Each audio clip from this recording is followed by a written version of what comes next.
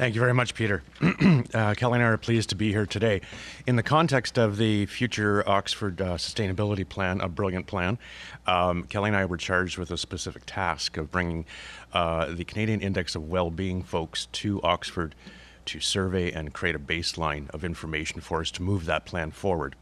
As you'll recall, the survey was sent out by the CIW to a random sampling of Oxford households, about 11,500, in April and May of this year. So what you're about to hear for the first time are the high-level results from that survey presented by Dr. Brian Smale from the CIW office and his associates. The CIW is located at the University of Waterloo and really is leading the way in Canada, in provinces, and in communities to help people understand what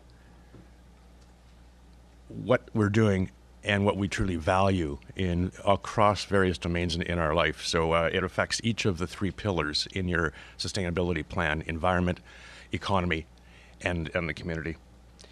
Community Oxford, Kelly and I, in developing that task and working with Brian, brought together an amazing team from across Oxford County representing all points and various sectors: education, health, recreation, sports, culture, just so that we represented all domains around that team. So, and there are staff and counselors in the room that participate in that. Sandra, thank you. So finally, thank you very much to Council today for your tremendous support of this task. As well, there were some lead agencies involved with a direct invested interest in the outcomes of the survey, those being the Community Employment Services, United Way, Rural Ontario Institute, and the Woodstock and Area Community Health Centre. Sorry, a little shorter than everyone. It was with great excitement at the Future Oxford Expo in January that we announced the Community Wellbeing Study. And we really believe it was the first step forward to move from aspirations to action.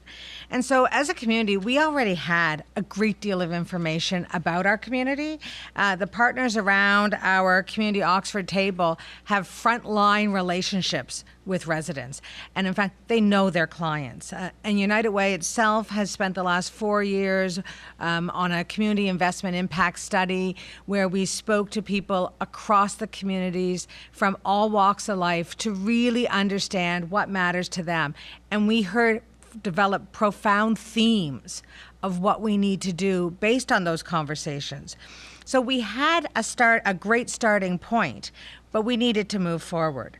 And so we had that sense of what and the why, but we needed the how. And the how was going to help us measure. And so the how for us is the Community Wellbeing Study, and it will help establish the baseline of what the current quality of life is for our local residents. And from there, we will be able to measure our impact moving forward, because ultimately our goal is to improve the quality of life for current and future generations. And we want to be able to measure that. And this information, I really want to point out, will be so valuable, not just to the county and your planning and policies, not just to the individual municipalities, but to all groups and organizations. There is something here that will really move each and every one of us forward. And so without further delay, I would like to turn the podium over to Dr. Smale so that he can share the first report on the Oxford Community Wellbeing Study. Thank you.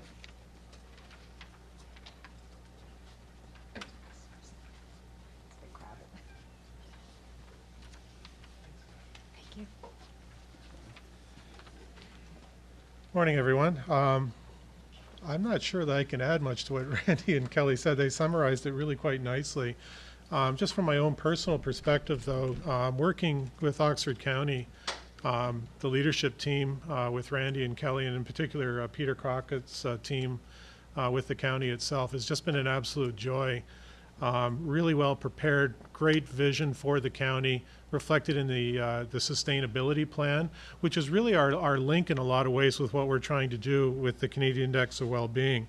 So just to give you a little bit of background, if you're not familiar with our work, We spent a lot of time developing the framework that identified through consultations across the country some years ago, based on essential Canadian values like equity and diversity and fairness, identified these 8 domains that people said really mattered to them in defining their quality of life. And through that, we're able to identify the kinds of measures and indicators that were reflective of how well we're doing in each of those areas. So we're really about the integration of all of these things and how they all contribute to people's quality of life. When we were contacted by Oxford and the links to the sustainability plan, all our reporting that we've done at the national, the provincial, and the community level and elsewhere around the country manifested itself really quite nicely to a plan with really ambitious goals to reflect how we could actually match our well-being to, as I say, the ambitions that this plan has. So we went through a fairly rigorous process of showing how our community well-being survey and the questions that we asked mapped very nicely to all the goals on community, environment, and the economy. So this just reflects one of the pages that we did this with, so that we can develop that baseline information that does say how well are we doing in achieving the kinds of goals that are reflected in that particular plan, and are there other areas that we could address that might also provide additional support in that regard. So that became a key starting point that led to the well-being survey, which Randy and Kelly just spoke to, where we ensured that we got good coverage across the entire county, oversampling some of the rural areas to make sure the voices were heard, beyond just the small urban areas as well. As I mentioned, the questionnaire touches on all 8 domains, and one of the things that we've done in generating the first report that was released today is when we report the results, we also identify which of the goals in the sustainability plan those results actually speak to. So we can see not only how residents are saying, this is how well we're doing in this particular area, but this is how the results that we've told you about connect to these particular goals. So we got well over 1,300 households responding from the region. And essentially the first report, which is released today, provides a summary snapshot of where we currently are in the county with respect to all 8 domains on a variety of these aspects. And as I mentioned below, relevant tables and charts, links to the particular goal. So this is our great starting point in understanding things that are going on within the county across all these areas, links to the sustainability plan, and it starts to answer some questions. What do we now know? What do we need to act on? Are there areas that we used to believe, for example, were true for the county's residents that we've been able to validate and verify, but are there areas that we were surprised by as well, where they're telling us that we would like to see more done here, or we're doing really well in these areas that might have been concerns in other respects. So as we move forward, the second report that we're going to be releasing in the fall will address some of the more specific issues that the leadership team has identified that speak to particular concerns that group and all the representation from the different sectors are tied into. And the nice thing about it is that the themes that have emerged from that, and we'll be talking more about the actual structure of that second report in the coming days and weeks, essentially what we'll be doing then is focusing on the pillars. There's concerns about the environment with respect to the sort of conservation ethic, that residents share around the county, community in terms of engagement, accessibility, health services, and the perceptions associated with them. And with respect to the economy, notions about employment equity, quality of jobs, and also work-life balance that people shared with us as well. And then beyond that, the overarching question we often have is, how well are we doing? How do we compare to others? And so we're going to take a look at how Oxford compares on selective indicators to other communities that we've been in, as well as at the provincial level, to sort of position whether or not we're doing better here than we might have expected or not. One of the ways that the second report is going to do that as well is to look at particular subgroups of concern within the community. So we're going to break it down by income equality, so the highest income earners versus the lowest, by family structure, looking at older adults in particular, as well as newcomers to Oxford County. I mean, if you've had, when you have an opportunity to take a look at the report, you'll see lots of commentary that people have taken the time to make about living here in Oxford, and there's a lot of positive comments, but some of them can be distinguished as well by people who have just arrived in Oxford within the past few years, and their perspectives here are quite a bit different. And then, of course, we're going to take a look at the contrast between small urban and rural areas in the county, particularly when we start talking about things on the 3 pillars, and also related to things like accessibility. So we're really quite excited to be continuing working with the leadership team and with Peter and his team as we work towards the second report as well, that'll give us a little bit more detail and insight into how Oxford residents really feel about their quality of life, and ultimately supporting the sustainability plan.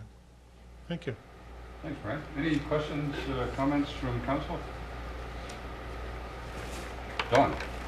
Just appreciate all the work that's been done. From your experience in other communities, how do we better get community conversation happening? Like the United Way is a great partner, community health center, and really we don't want it to be a county council, county government well-being, or for the gaps identified to become our problem to fund and resolve. We really want to help facilitate.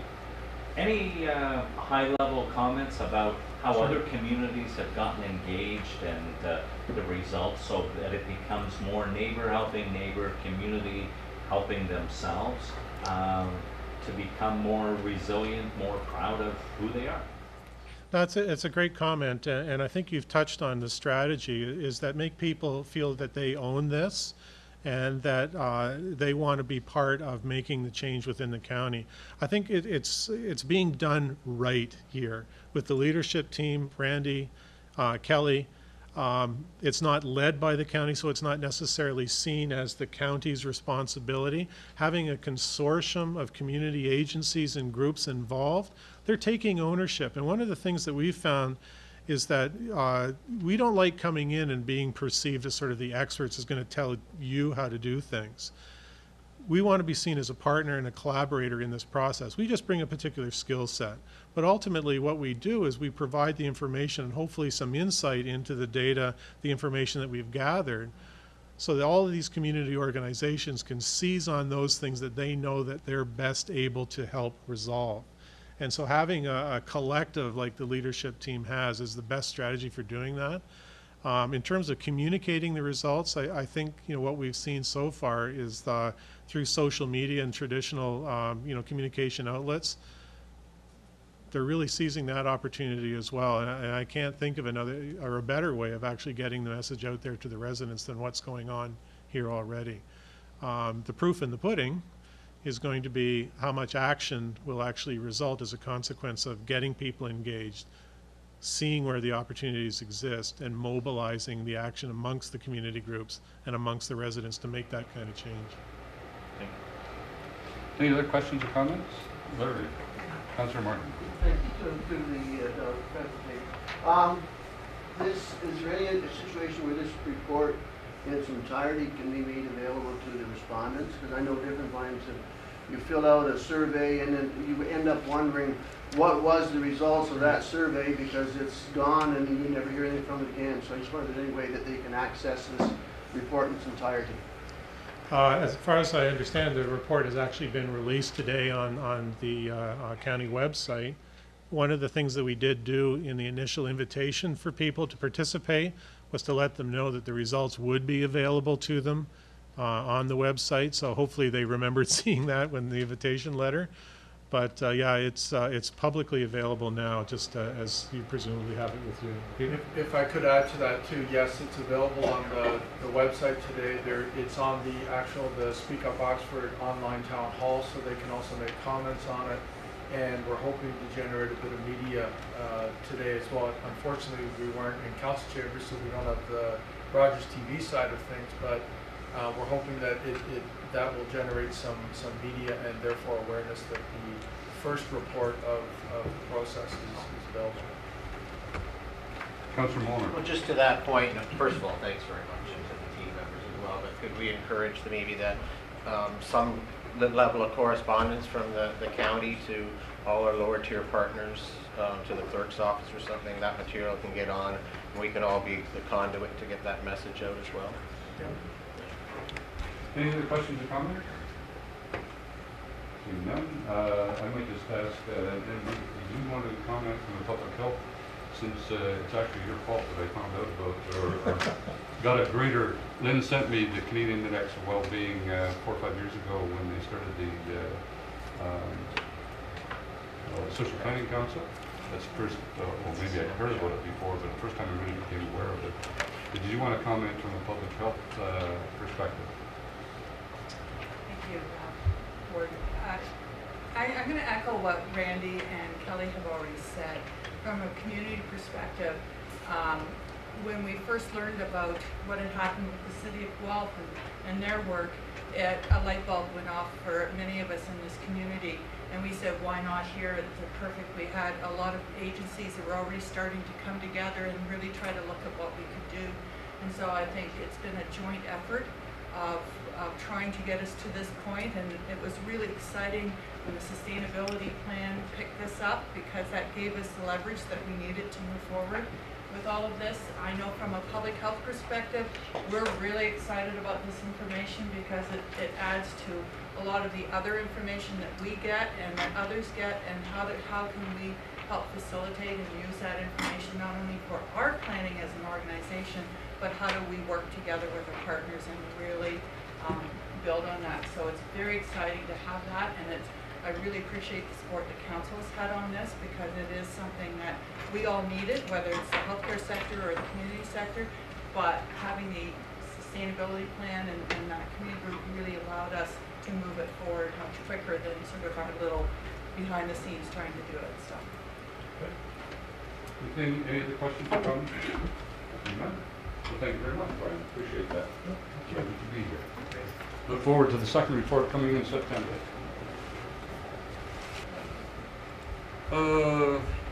We have the motion on the floor by Councillor Martin and Councillor Moore that the CAO report 2018-08 be adopted. Any further discussion on that motion? Seeing none, all those in favor? Opposed?